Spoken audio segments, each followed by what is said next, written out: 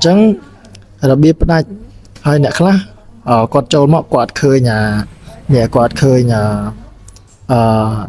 cái nè này rồi có tua sắp sen đã có bông áp đáp đang miền lột đi bỏ nhom trắng á